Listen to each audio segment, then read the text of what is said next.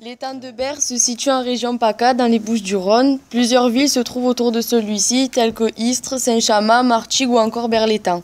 Sa superficie est de 155 km², sa profondeur est de 9 mètres et son volume de 9 millions de mètres cubes. Pendant de nombreuses années, l'étang a été un bassin d'industrialisation, comme par exemple avec les usines de soude, puis des usines de pétrochimie, ce qui a engendré une pollution massive de cet étang, mais aussi une interdiction de pêche en 1957.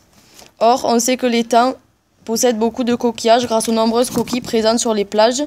Sachant que l'étang a été pollué et que certaines personnes ramassent ces coquillages, on peut se demander si on peut manger les mollusques bivalves présents dans cet étang. C'est ce qui nous a amené à nous poser la question sur la qualité de l'eau. Pour cela, nous avons contacté le GIPREM. Par exemple, est-ce que vous savez s'il y a des usines qui rejettent dans l'étang de Berre et si elles rejettent quoi?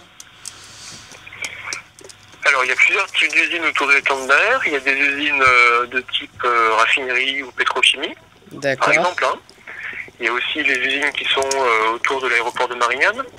Donc, en termes de pollution, c'est pas vraiment le problème à l'heure actuelle. Alors, il y a plusieurs types d'usines autour de l'étang de Berre. Il y a des usines de type raffinerie ou pétrochimie, par exemple.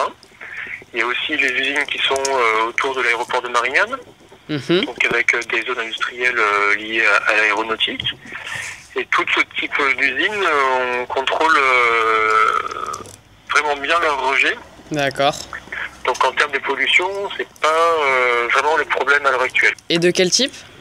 Alors là, ce sont des rejets, soit le ruissellement des eaux qui font venir des hydrocarbures, soit au moment des process industriels, il y a un certain nombre de produits qui passent dans l'eau, ça peut être des métaux lourds, des hydrocarbures. D'accord. Voilà. Et ça, par contre, c'est pas bien l'eau douce dans l'étang salé. Et donc ça, c'est à l'heure actuelle le plus gros problème de l'étang de Berre sur le plan écologique. Ok.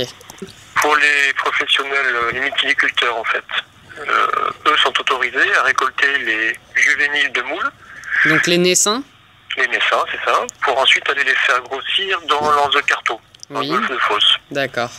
Donc ils les grossir un certain nombre de temps et puis ensuite ils peuvent les commercialiser. Et vous savez pourquoi on peut pas les faire arriver à maturité dans l'étang de Berre?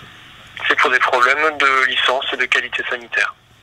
L'étang de Berre étant classé en zone C pour les moules, les naissins peuvent être prélevés mais doivent être cultivés dans l'anse de carto.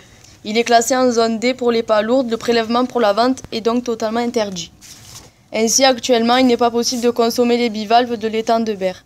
Toutefois, ceci n'est pas un signe de pollution car des études n'ont pas été menées.